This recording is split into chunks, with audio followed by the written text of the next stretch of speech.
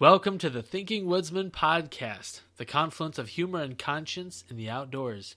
I'm your buddy, Tim Chelsvik, and we're coming to you from the redsgear.com studio.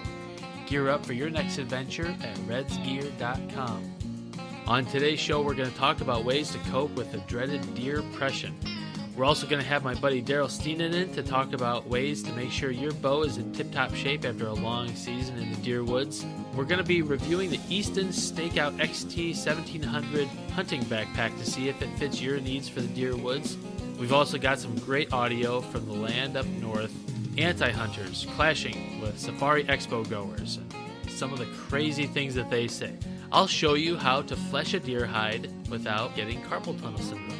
We're going to go over some of the latest stories that I've written on my website, thethinkingwoodsman.com and redsgear.com and wideopenspaces.com. Lots of places for content, but we're going to go over some of the most noteworthy of them. We're also talking to Tom Adelman of dirtnapgear.com. Dirtnap Gear makes some really cool cut-on-contact broadheads, and he'll talk about some of the ways that they're different than other products out there on the market. And finally, speaking of broadheads, place your bets now, gang. I shoot a Samsung flat-screen television from 20 yards. What do you think happened there? Did the arrow completely pass through? Did we get only partial penetration? Or did the television deflect the arrow? Stay tuned and find out. But for now, let's get the show started with a segment that I already made a mistake on. It's the big idea. Stupid me, I call it the big thought.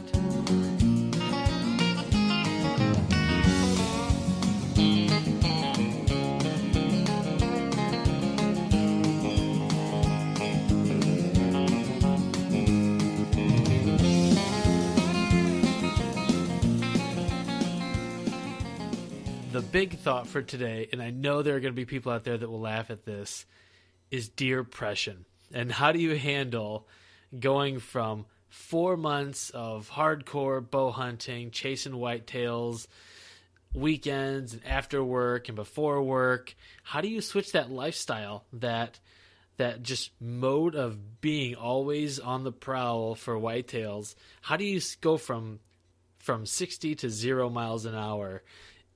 It's not easy, but I've got some ideas for you, so stick tight. I've got some ideas on things that you can do to still enjoy the outdoors, still be out and about, but obviously not directly chasing whitetails. You don't have to sit at home and sulk in your own deepression. You can do some things. So the first thing that you can try to pick up if you aren't already doing this is predator hunting. Coyotes, foxes, bobcats, they're all on the prowl this time of year. And go out with your rifle, sit for a little bit, do some calling, move a little bit. Not only are you going to enjoy just the pursuit again to keep yourself sharp and your woodsmanship sharp, but you also get a chance to survey your hunting properties in ways that you normally probably wouldn't be able to. I know that late season, when I go out for coyotes, and there's a couple bobcats running around one of the properties I hunt, oftentimes there's snow on the ground, so I get to see tracks that I don't normally see, deer tracks specifically. So for me, predator hunting is not only kind of fun in itself, but I use it as a way to passively scout for deer when I can't be out hunting for them. You can find sheds, you can find scat, travel corridors, bedding areas. Now, of course, these same patterns may not hold up when deer season rolls around. Late winter is not going to be the same as early deer season, but at least gives you an idea of where the animals are at. And predator hunting is not just a consolation prize. It can be a lot of fun. I've killed a few coyotes, and it's a rush because it's been my experience that these dogs come in running. They are looking for a meal, and it's fast paced. You run and gun, spend about 15 minutes in a spot, call. If there's nothing, you move on. And they're smart. So you're also kind of honing your own hunting skills with an animal that can not only smell really well, but they've also got great visual acuity. So predator hunting can do nothing but help you become a better hunter all the way around. But it also helps you find out more about your hunting properties that you maybe didn't realize. I know I've even located a few new stand locations when I'm out hunting for coyotes that I just wouldn't have recognized. I just wouldn't have gone as deep into some thickets or whatever. And I found some great trees that I could put my stands up in. So really check out predator hunting as an option for curing your depression. The other thing, and I'm not super proud of this, but you can get some honeydews done around the house. We've got a bathroom that's been screaming to be remodeled for, I don't know, maybe 10 years or so. It's still got like the floral print linoleum. It's been sitting for a while. I should probably get to it during deer season. I don't know about you, but I always feel like if I'm not out in the woods or not in the stand, then I'm not doing my job. And my job isn't necessarily hunting, but I think you know what I mean, that you feel like when it's game time, when it's deer season and you're not out there actively pursuing them, that you're missing out on something. So when you can't be out deer hunting, you can be at your house, you can do some stuff that you've been meaning to do for a while, and it just makes life at home that much easier. When you know that your spouse is happy with the way things are at your home, that you've handled all your responsibilities, then you can enjoy yourself a little more when you're out in the woods. So crank out that honeydew list, see what you can get done, because also in the back of your mind you could be thinking, okay, this is one less thing I have to worry about next year when deer season rolls around. Shed hunting. I have found some incredible sheds, and I think they've all been kind of by happenstance because I don't consider myself a great shed hunter. But it's a lot of fun to get out in the woods, do a little walking around. Again, more passive scouting and seeing where the deer are. But this time of year, depending on where you are, the deer may have already dropped their sheds. Now I know it can be a little dicey of a situation. I've shot deer in Missouri in December that had bucks that had lost their antlers already. I thought they were does. And then I've seen deer as late as April with headgear still in place. So, but you got to get out. You got to get out. I know there's a lot more training, and you can buy kits to train your dogs for shed hunting. Shed hunting is a great way to not only get outside, but also know what kind of bucks are on your property. This next one I think is way overlooked, and I'm not the greatest about doing this, but when I have done it, it has paid serious dividends, and that is take an hour, buy some thank you cards, and write thank you notes to the landowners who allow you to hunt their property. I think the art of letter writing is almost completely forgotten at this point, but I really appreciate the fact that people are allowing me on their property to hunt, and it's almost like being invited into someone's house, maybe even more so because they're letting you on their land with a weapon. I want to make sure that they know I appreciate the access that they're giving me, and if I haven't given them some meat already, including that in the little package, stopping it off at their house. But just a simple note goes a long way, and will also kind of place in their mind if they're thinking about, I'm not sure if we want to allow people on or someone else has asked. You'll kind of set yourself up as someone who is conscientious and someone who appreciates the permission they've given you. So take a few minutes, write some thank you notes. I don't think you'll regret doing that. So next up on the list of things you can do to get over your depression is to go over your gear.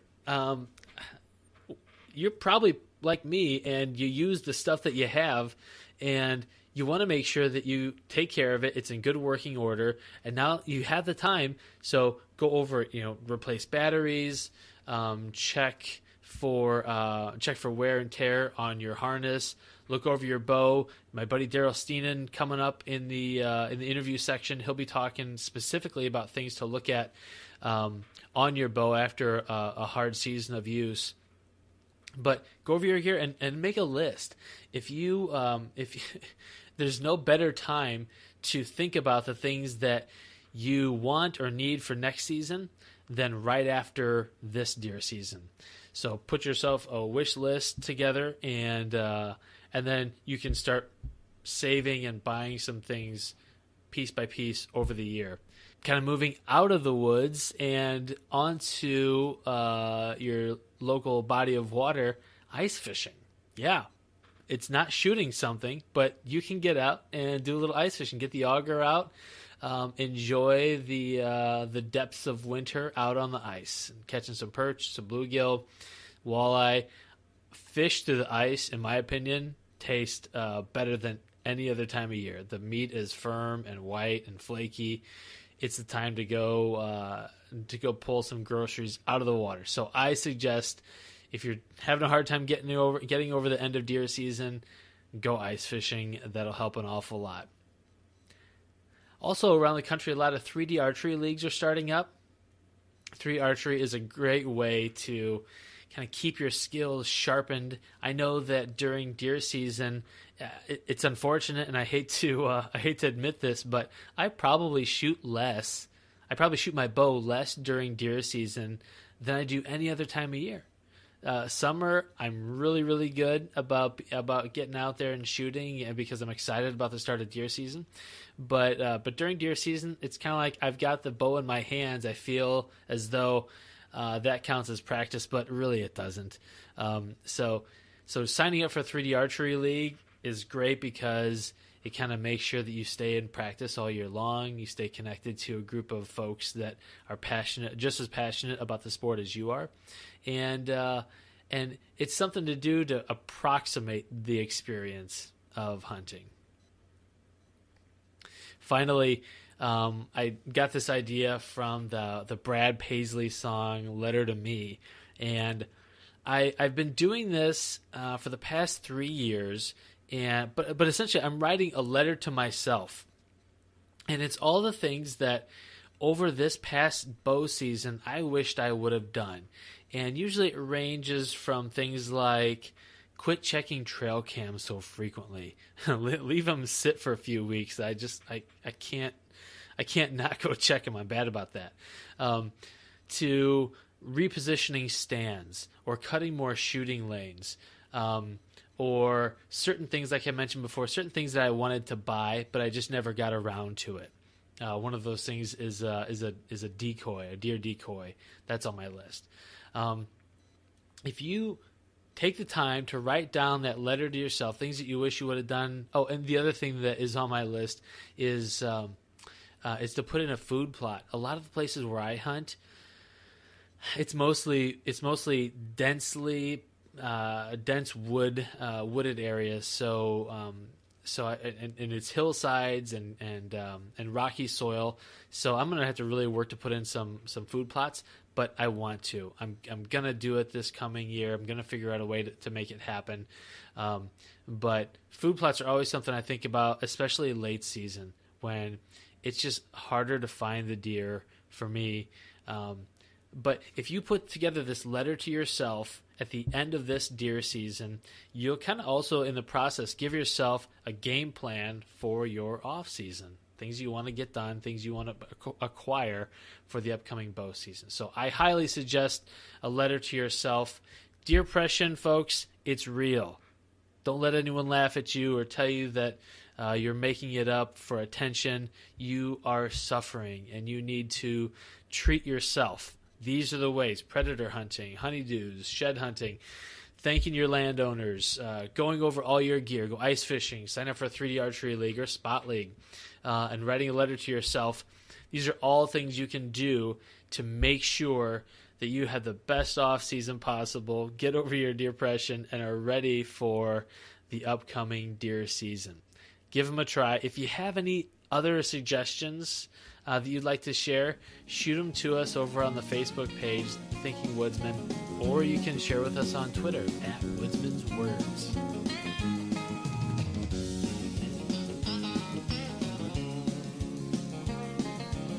All right, everybody, as promised, I've got my buddy Darrell Stiennen. Darrell is the owner and operator of Select Archery in Normal, Illinois, and yes, there is a town called Normal.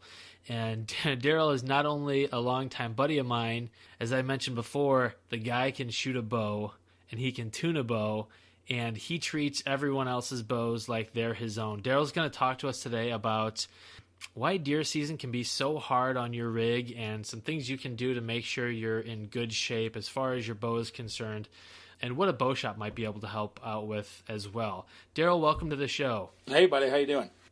I'm good. Glad to have you. Hey, and I'd be remiss if I didn't ask you about ATA. Now, I know it's February, but ATA wasn't too long ago. You took your crew from Select Archery down. What kind of things did you see there that you think people ought to know about? Yeah, we had a blast. It was a great show. We took about 11 folks from the shop down there.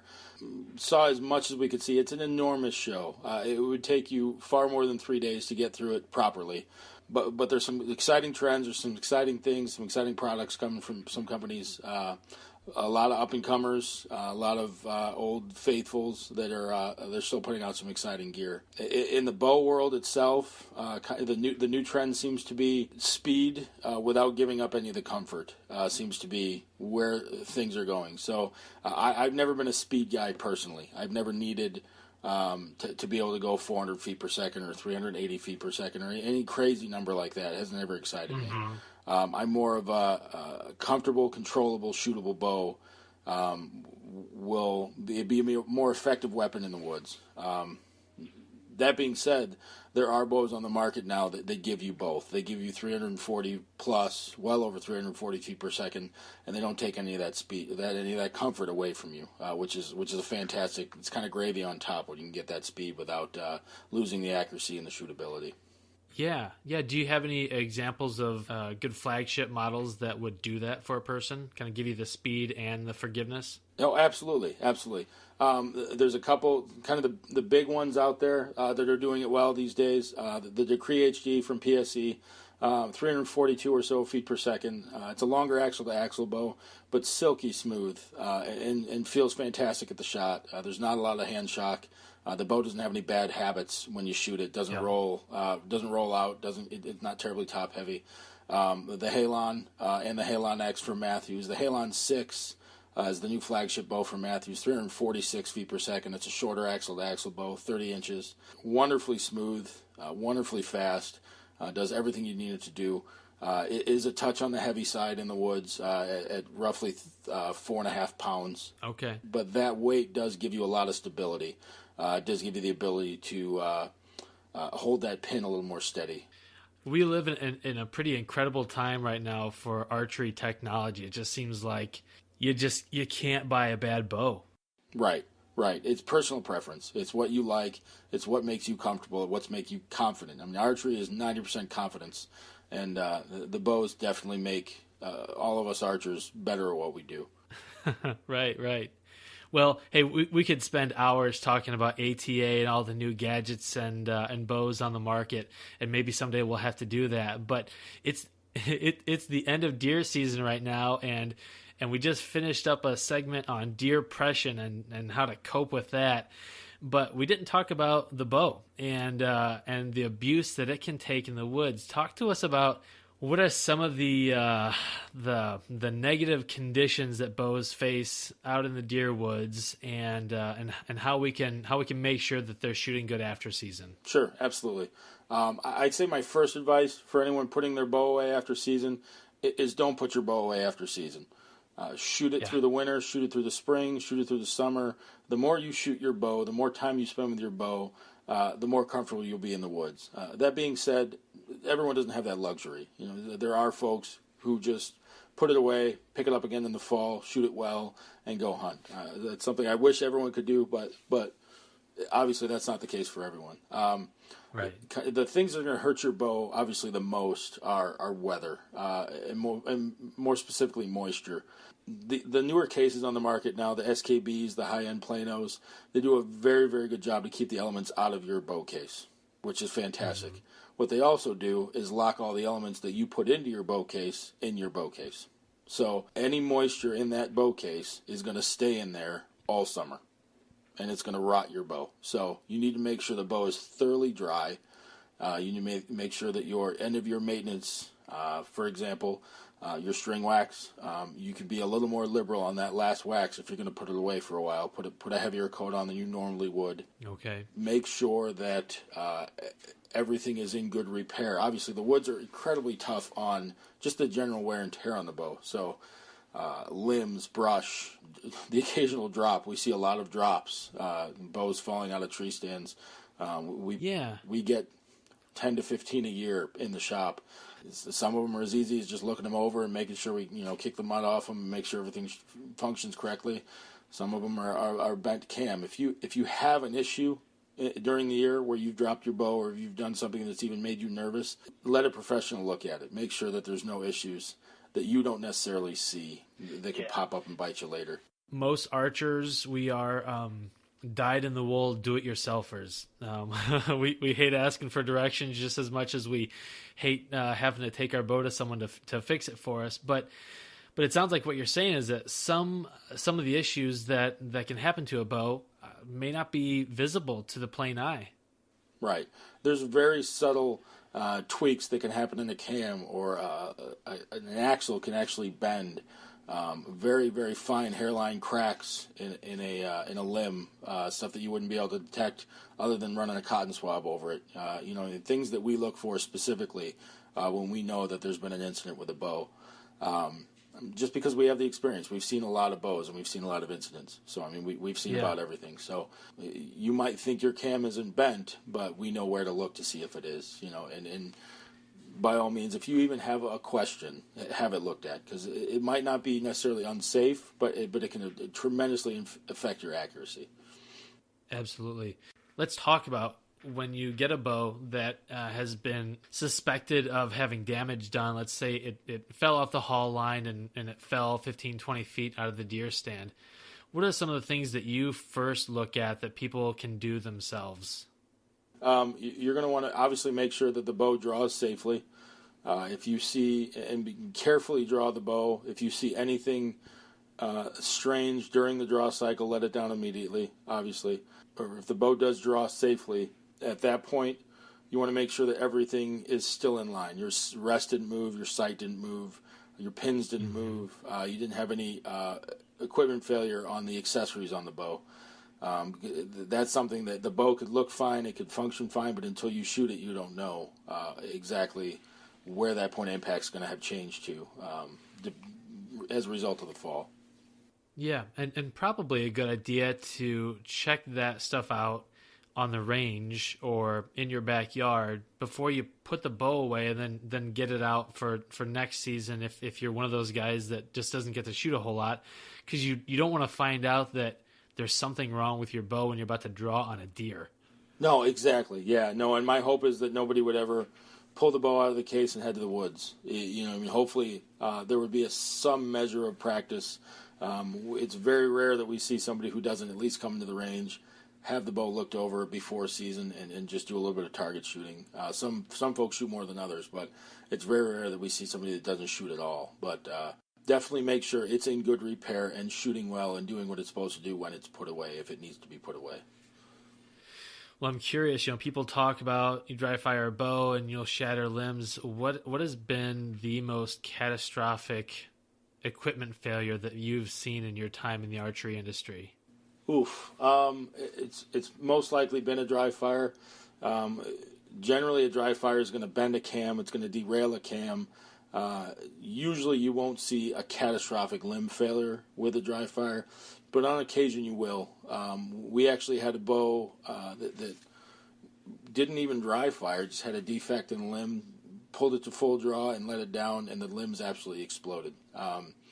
It's scary. It's a manufacturer defect. It happens with every company, so it doesn't even make sense to mention the company in question here. But it's part of archery. It's a very high stress machine that's built to a very, very high tolerance these days. So one little thing wrong can make for a catastrophic failure. But yeah, we had pieces of limb and axles and cams everywhere. It was a mess. Yeah, I think we get lulled into a false sense of security because our equipment anymore is so durable and it reproduces each shot so well that we forget it doesn't take much to throw off that delicate balance of fit and how pieces work together to really put energy in the wrong place. So that's really why I wanted to have this conversation with you around what happens to our bows out in the woods, because you don't want to take your machine for granted because it can bite you in the blink of an eye. Yeah, and it can be dangerous. I mean, it's as soon as we stop respecting the bow and remembering the amazing amount of potential energy that it stores, and you get complacent, that's when you can really hurt yourself.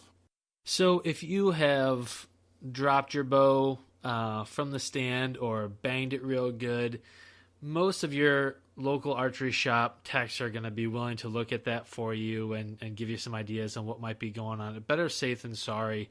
And it also sounds like moisture is the other big enemy of any machine. If you put that bow away damp, you'll find a rusty mess come fall. Strings are a regular wear item too. There's a lot of myths out there about how long a string should last. It's a regular wear item. It needs to be addressed. For myself, I shoot enough to where I look at that string as a possible replacement item every 6 months. That's not the case if you don't shoot 200-300 arrows a day like some of us. If you're just shooting a little bit and hunting a little bit, you're looking every 2 years. Even if that string doesn't look like it, at least get it serviced, get your timing checked, just that much stored energy on the bow will stretch that string over time. So make sure, if you went into this past season with a questionable string, fix it before you put it away this spring. Don't wait to deal with it this fall, because I guarantee if every bow shop out there is even a little bit like mine, your wait times go up significantly in the fall. When you go into a bow shop in September and need a bowstring, it goes from a 2-day job to a 10-day job pretty quick. Yeah, absolutely. So you want to make sure you got your place in line. And we also can't forget about spring turkeys. That's coming up relatively soon, and you don't want to be caught off guard with a bow that isn't shooting quite right or is dangerous. So if you have questions or concerns about your bow, it really makes sense to have someone who's trained in the ways of archery to check that thing out, like you guys there at Select Archery. Well, Darrell, before I let you go, can you give folks your contact information for the shop in case they're in the Central Illinois area and want to swing on in? No, absolutely, yeah. We're at 474 Wiley Drive in Normal, Illinois, right off Interstate 55, right between Normal and Bloomington. You can reach us by phone at 309-862-2697. We're on Facebook. We're on Instagram, select_archery. Facebook, we're just at Select Archery. We are building a comprehensive point-of-purchase website. Currently, it'll be selectarchery.com. By the time this podcast is airing, it should be ready to go. But that's one of our focuses right now. The shop is growing, and it's all because of Darrell's attentiveness to not only his customers, but the guy just loves archery so much. So, and if you want a cool place to hang out, I describe Select as the Cheers of the archery world. Come on in, grab a seat at their incredibly long bar that they've got going there, and just sit back and soak in the archery culture. It's a lot of fun. I appreciate that. I'm a full-on archery nerd. Yeah, well, the nerds will rule the world, and you reminded me, Darrell, I got to get into the shop and have you change out my string. It's about time, so we'll have to be talking off air to get that done. Sounds great. And I forgot what segment was next. Whammy. Actually, just leave the recording going. You want to talk about any crimes you've committed lately? Not that I want to divulge. No crimes. Just to keep the show rolling here. Darrell, thanks for joining us on the Thinking Woodsman podcast. Up next in our product spotlight, we're going to be reviewing the Easton Stakeout XT 1700 hunting backpack.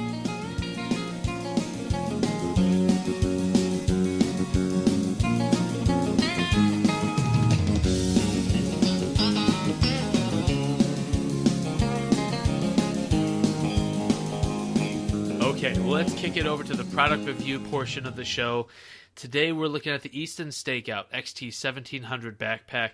The 1700 designation really just refers to the cubic inches of space inside this pack. And to give you some idea of what that looks like in reality, I can fit my cold weather parka or my cold weather hunting bibs in here in the main compartment and still have room left over in the smaller compartments. It's a day pack. This is not something you take on a multi-day backwoods expedition. It's a really slick pack though. I like it for a number of reasons, and there are a couple of things that I wish were different, and we'll talk about that as well. But on the whole, they paid attention to detail, all the way down to using shrink wrap tubing on some of the gear loops on the pack. Those kind of things make hooking carabiners on quieter. They keep the material from rubbing. I like little stuff like that. Even some of the zipper pulls have a reflective material that glows in the dark. I didn't notice that. It's not on the website in terms of the description, but I hunted with this pack late season this year, probably from middle November on. So I've actually used it, but I noticed these things glowing after the sun went down. I thought, well, that's a really cool piece. Zipper pulls are great. I'm a snob about zippers. I want them to work well. These zippers work well, especially one-handed. They built a small LED tab light into the main compartment. They sewed it into the material. What that does is it allows you to be able to root around in your pack early morning after the sun goes down without having to dig out your flashlight or your headlamp. It's not a very bright light, but it's just enough to be able to see what's going on inside there. The downside there is it's sewn into the pack. I don't see any way of being able to service this light to replace a battery. But it's a small LED. LEDs are very efficient. I don't anticipate the light going out for years to come. The pack is hydration ready, so there's a sleeve in here where you can drop in a water bladder, and it's got a slot on the top for the hose to come out. It also has this really slick ground pad. It's like an open cell foam ground pad inside the pack, and you slip it out, and you can use it for sitting around for turkeys or squirrels, but just something to keep between you and the cold or wet ground. It's a really nice little add-on. It totally slips in out of the way. You don't even know it's there until you're ready to use it. The shoulder straps on the Easton Stakeout XT are very comfortable. They built them to where they will be ventilated. They're soft. They included a waist belt on this pack, which is really nice because backpack weight should be distributed on your hips, not your shoulders. On the left-hand side, there's also a zippered pouch that you can slip in something thin like a knife or a small point-and-shoot camera. I really like being able to get to that. I will sometimes drop in one of my releases in case I'm walking to the stand and I need to knock an arrow and take a shot. I've got my release right there. There are plenty of small zippered compartments, and there are a couple larger zippered compartments on the outside. Smaller compartments are awesome because most of us hunters, especially bow hunters, we got a lot of gear, a lot of different things: headlamps, knives, rangefinders, extra releases, and it's nice to be able to put them in their place, know where they are, without have them bouncing around a large compartment. So I love the fact that there are so many smaller compartments on this. Another unintended use for the bow or gun straps on the Easton Stakeout pack are that I use them to strap the pack to the tree when I get up in the stand. They work great. You still have access to all the zippers, all the compartments, but you know your pack is secure up against the tree nice and snug. If it starts to rain, you've got a built-in rain cover. Underneath the bottom of the pack, there's another pouch. Unvelcro it, pull the rain cover out, slip it over, and you're ready to go. The pack itself is made out of rugged nylon material, which the website mentions that they use two different kinds of nylon material. One that they call brushed and quiet. The other one they don't make any mention. Well, I know why they don't make any mention, because it's not very quiet. That's the other thing that the other nit I have against this pack is that when it gets cold and material gets brittle, it gets loud. No product is perfect, but this is a pretty significant piece for those of us that hunt in cold weather. Just know if you're considering this pack, if it gets cold, parts of it are going to get loud. If you're looking for a rugged pack that'll keep you organized in the deer stand, in the field, with lots of places for your accessories and some cool features, I really suggest you check out the Easton Stakeout XT 1700 backpack. Find it at redsgear.com for around $95.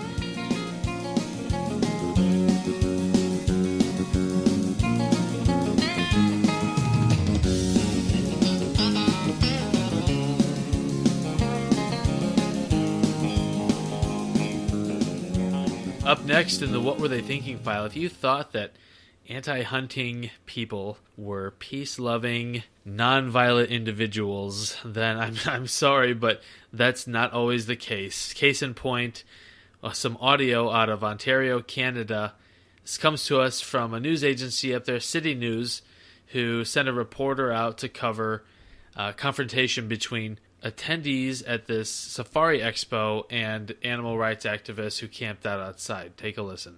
Here at home, some tense moments today outside a trophy hunting show where protesters turned out with a message. There's no excuse for animal abuse! There's no excuse for animal abuse! Okay. I think you have to be a special kind of instigator to own a megaphone. Seriously, how many of you have a megaphone at your house that you can break out at a moment's notice to go down and protest the latest whatever? Secondly, this guy, I'm in lockstep with him. I agree. There is no excuse for animal abuse. They're not abusing animals. They are hunting them, and they're probably hunting them legally. The third thing here is a lot of these people believe that there is no difference between man and animal.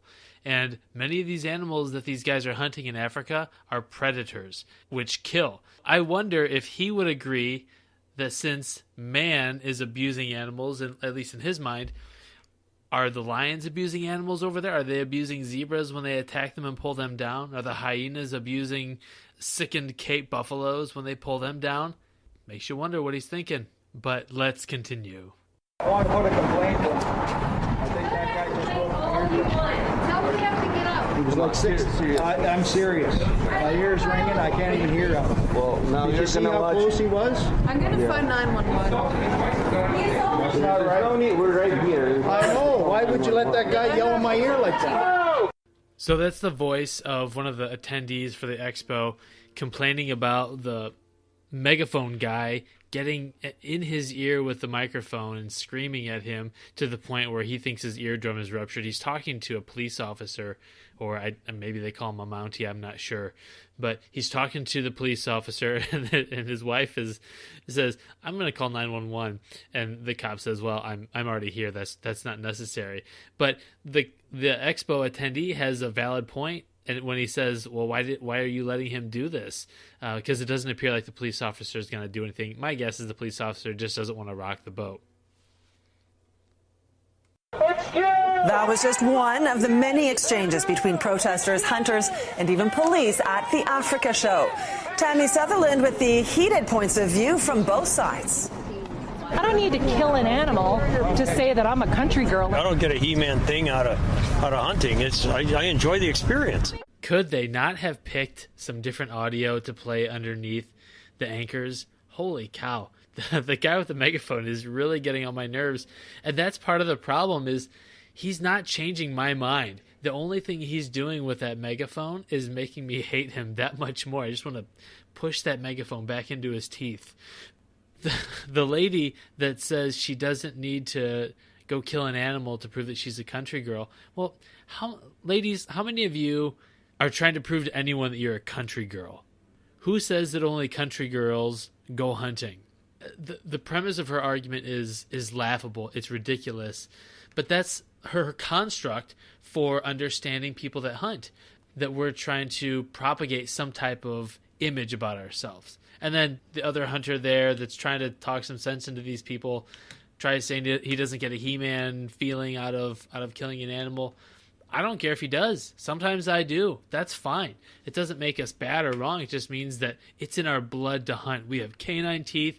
We have forward-facing eyes. We are designed to hunt, and I'm not ashamed of that.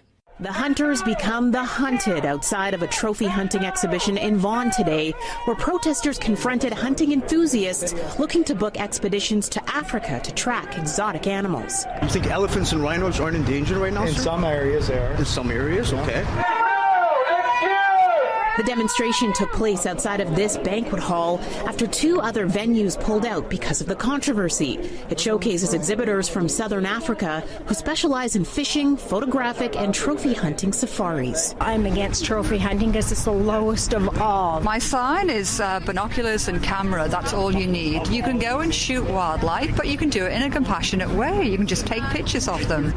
I wish someone could have asked that lady that said trophy hunting is the lowest of all just what she meant by that. Because if what she means is killing an animal and letting it die just to get some pictures by it, yeah, that's pretty detestable. But if what she means is seeking out a larger animal over a smaller one because you want the challenge of the larger animal, there's nothing different between that and going out and killing an animal, regardless of its size, so long as you're utilizing the resources from it, the meat, the antlers, the tusks, whatever it is you're shooting. And then the lady that wants to shoot animals compassionately with a camera, I wonder if she thinks if animals have souls, and if shooting animals with a camera would also take their souls. It's hard telling, but I agree. Photographing animals is a great way to spend the time enjoying nature. I know a lot of friends who have transitioned from actively hunting with a weapon to shooting animals with a camera, but they've got nothing against hunting. It's just another way of enjoying the outdoors for them. They're not mutually exclusive. But hang on here. There's some more really great stuff coming up. I think it's Cecil the lion. It's still the emotion that's running high after that incident. Zimbabwe's prized lion was illegally hunted last July, sparking an international firestorm against the American dentist who paid big money to shoot him. A wild lion, which you're probably close to $100,000. African Events Canada says a percentage of the money paid on those safaris goes towards helping the local anti-poaching movement. Hunting plays an integral role and a vital role in sustaining healthy wildlife populations and sustaining healthy ecosystems. Honestly, how many of these people do you think knew about Cecil the lion before the news picked up that story? Now, I know there's a lot of back and forth in gray areas, and if that dentist shot the lion illegally, then fine him. He's a poacher. He's not a hunter at that point. If he killed him legally, he paid his fees, was on the right properties to do it, then leave him alone. Quit griping about it. But I can guarantee that the reason today we have a booming whitetail population, that we have waterfowl populations that were unimaginable years ago, those are all because of conservation. Wild turkeys. Wild turkeys were unheard of in many parts of the country years ago, and now we've got huntable populations all over the place. Conservation pays for these things because people like you and I care enough to put our money where our mouths are. I can guarantee that hunters spend more money on conservation than any of these animal rights activists do. It's not conservation. These animals are often not eaten. Only maximum 3% go towards the indigenous communities. The other amount goes to corrupt government officials and back into the business itself. Well, thanks for regurgitating those PETA.org talking points for us. I wonder if there's any independent thought behind those comments. Probably not. But hold on, folks, because she's not done yet. Like, how can you lie with a dead animal, its head just gushing of blood, and you're just posing with it? That's not about the community. It's about yourself. It's about your pride. York police are on scene here, but they're just monitoring because the protests have remained peaceful. The protesters themselves say that they will be back here tomorrow. Because they don't have jobs to go to. No, I'm just kidding. That's probably mean. I'm sorry for saying that. But hey, how can you lie there next to a dead animal, its head gushing of blood? That's not about the community. That's about your pride. Well, yeah, I'm proud of the animals I kill, and no, they're usually not gushing with blood by the time I get to them. It's okay to be proud of something. It's okay to be proud about an animal that you successfully harvested. Now, you're not supposed to take a victory lap over it, and very few of us real hunters do that. It's the ones that do that give us a bad name. In reality, these people with the megaphones and the weird signs and the odd beliefs, they're not going to change anyone's minds, and we're not going to change anyone's minds either if we just kind of give it right back to them. How we can change their minds, some of them, is to help them understand that killing an animal for us is a complex, emotional experience that's also coupled with a lot of joy, because not only did we get close enough to an animal to kill it, but we're providing for our families. That's a pretty amazing thing. I think if we're open and honest and frank about the hunting experience and how it impacts us and how it's made us better people, we'll be more likely to change the minds of folks who are on the fence and maybe even some people with megaphones. That'll just about wrap up our What Were They Thinking segment. If you have an interesting story that you see in the news, feel free to send it to me, tim@thethinkingwoodsman.com.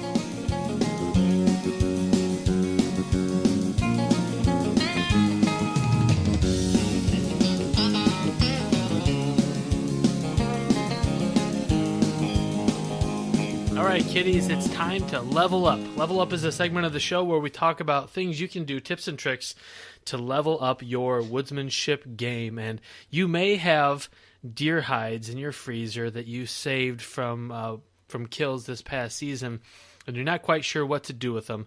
Fleshing a hide is a lot of work, but you don't want to just toss them out. Well, I've got a relatively simple way of preserving those hides for display later on.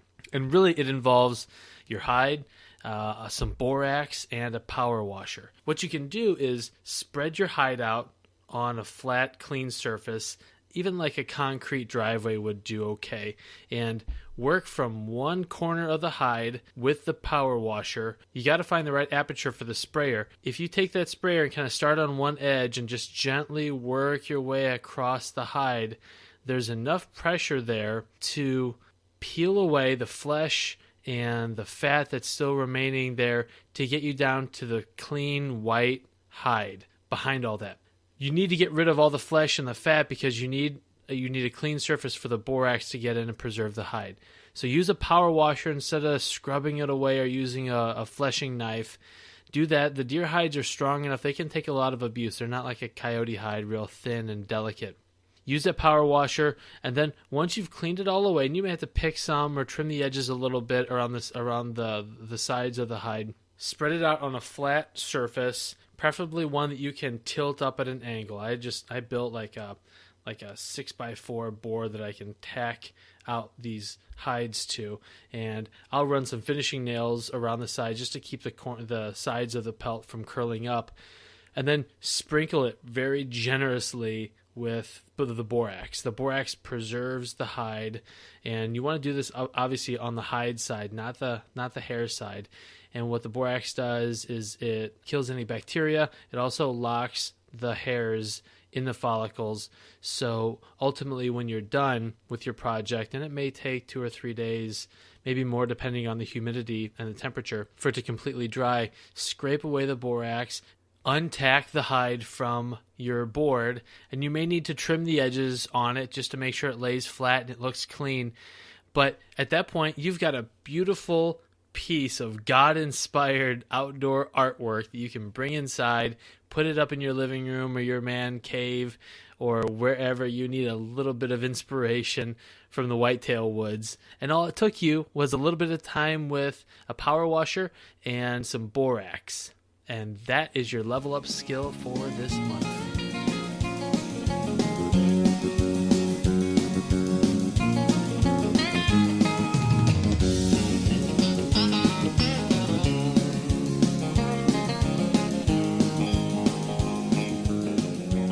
I'm still not really quite sure what to call this next segment. It's tentatively called What's Cookin'. It's the part of the show where I will review some of the content that I've written over the past month, some of the more noteworthy things, and also without trying to spoil it. Probably the most noteworthy thing that I've published in a few months is actually on the Thinking Woodsman website, thethinkingwoodsman.com. Go there. There's a tab that says The Woodsman Thinketh. That's my blog. That's where I post my personal stuff. I wrote a story about my dad having a heart attack on New Year's morning. So New Year's 2016, Dad has these strange symptoms. We're not quite sure what they are. The floodwaters in the St. Louis area went down enough to where we were able to get a route out of the town that he lives in to get to his hospital. Long story short, we find out that he's had a heart attack, needs a triple bypass. And it's a lot on my family. And during that time, I was able to get out into the woods to collect my thoughts, to breathe a little bit, get some space. And it's about me dealing with the news about my dad through the modality of hunting. And I have a run-in with a doe. I won't spoil it. I will tell you that Dad is doing a lot better right now. So that's great news. Check out thethinkingwoodsman.com, The Woodsman Thinketh, and you can read more about that. The other thing is this strange story. These Lithuanian, I guess they're considered artists, decided to prove a point by building a gun music box. Unfortunately for them, I think the point that they proved wasn't the one that they intended. That article is over on wideopenspaces.com. Just search Gun Music Box. Check this contraption out. The engineering that went into it is pretty impressive. Ultimately, I think what these people proved was that guns are amoral, that it's the person behind them that gives them their purpose. So check that out. That's on wideopenspaces.com. Search for Gun Music Box. You'll find it. The other couple things are on Red's Gear. I will show you how to throw a tomahawk, a couple different techniques on how to get that done. Throwing a tomahawk is way more fun than you think it is, and it's not very hard at all. That's called Level Up Your Woodsmanship Skills, Learn to Throw a Tomahawk. And then finally, most recently, there's an article called The 2 Problems with Wild Game and How to Fix Them. I've heard people say that wild game is just the same as any other store-bought meat. You treat it the same. That's a lie. That's not true. And this article goes through how you can mitigate some of the challenges with wild game and make it so tasty that people will never want to eat store-bought meat again. That's what's cooking. Go check them out. The Thinking Woodsman, Wide Open Spaces, and redsgear.com. All there for you.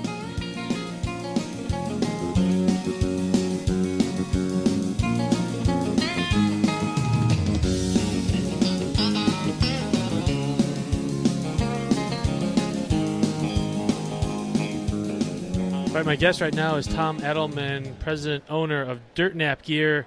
Tom, I got to say, I'm jealous that I did not think of the name Dirt Nap. That's awesome. How did you come up with that? Well, I appreciate that, Tim. It's actually one of the things we get the most compliments on is the name is both kind of entertaining and it really tells what our product does. As a manufacturer of broadheads, it just seemed like a perfect fit. You guys manufacture broadheads, obviously Dirt Nap broadheads. Tell us about kind of the scope of products that you have within that line and what you think they're best designed to do that may be different from other broadheads out there. Well, actually, thanks for asking that. I know we're doing a podcast, so the viewers or listeners can't actually see what we're talking about, but what our broadheads are is they're 100 grain, and we've got a little metal collar that we've got a patent on, and it's a 25 grain weight collar, so the end consumer can shoot it as 100 or a 125. We also offer a HD version, which is an all-steel 150 or 175 grain. And what that allows is our end consumer, our bow hunter, he can modify his setup to whatever he wants and what his bow likes. Or if he's shooting a recurve or a crossbow, basically we cover the whole gamut. One of the other big benefits of our product, we have a lifetime warranty. So if a guy bends it, breaks it, shoots through a deer, and winds up in a tree, as long as he gets me a chunk of that broadhead and sends it back to me, I send him a brand new one. Wow. So how often do you have people that take you up on that offer? Frankly, not as often as you might think. We've had, I've got chunks of an oak tree on my desk. I've got pieces of spinal column. I've got a part of a buffalo shoulder blade. We get some neat stuff coming back, but largely that's the reason we're able to offer it, is we sell a quality product that really does stand up. We've got actual Jeep Cherokee door frame in the whole door, and we call it the Truth Door. We took almost all of our competition and shot everybody with the same 55-pound bow, and our head and one other out of all the 20 heads we shot are the only ones that made it through the door frame. So just so people have a context, this is a cut-on contact broadhead. It's a two-blade broadhead with a bleeder blade. It's designed to penetrate and be durable. And that's why we're kind of feel like we're swimming upstream against the grain of what's been popular, of the mechanical that may or may not be as quality. Ours is a simple design, but it's tough, and it penetrates, and it kills deer. Talk to us about how it flies. That's always kind of the other component of broadhead performance. That's one of our biggest claims to fame, is having a fixed blade that flies fantastic. In 2015 and 2016, we were awarded Bow Hunting World's Best New Product, and this year, 2016, we got Best Fixed Blade Broadhead. So the reason I say that is not to toot our horn, well, it is a little bit, but mostly to show that consumers know and bow hunters know how well these fly out of even the fastest modern bows. And I suppose another component to your broadhead system is that, if I'm hunting whitetails, I'm shooting 100 grain, maybe I want to head out west and add a little more kinetic energy. If I'm hunting elk, maybe adding that collar with a little more weight can make a difference. Absolutely, and that's what the original modular weight system, that's why we did it. So a guy can shoot our head from anything from coyotes all the way up to Cape Buffalo and know that he's going to, our head's going to do what he needs done. Absolutely. So that's dirtnapgear.com. Check out their broadheads. They look bomb-proof. Tom, thanks for joining us today. You bet. Thanks a lot, Tim.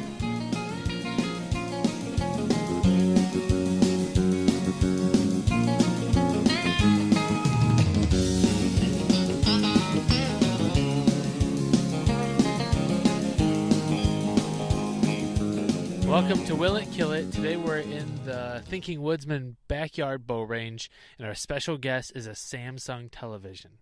We're going to see if a Samsung TV can deflect an arrow at 20 yards tipped with a broadhead. Stand by.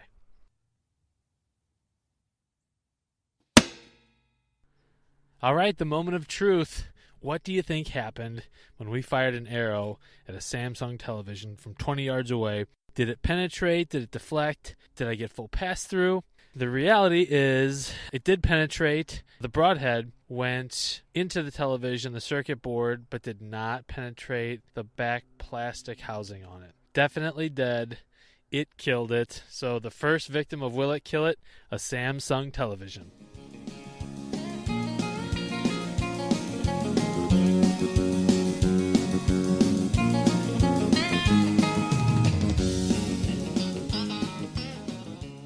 Well, it's been a lot of fun today, gang, but unfortunately the sun is setting and it's time to climb down out of the stand and head back to the truck. But just because the show's over doesn't mean you can't stay in contact with your buddy Tim. Feel free to email me, tim@thethinkingwoodsman.com. Find me on Facebook. My Twitter and Periscope handle is @woodsmanswords. And of course the website, thethinkingwoodsman.com. All right, gang, this is it. From the redsgear.com studios, this is Tim Chelswick, the Thinking Woodsman, reminding you, I think it's time you got outdoors.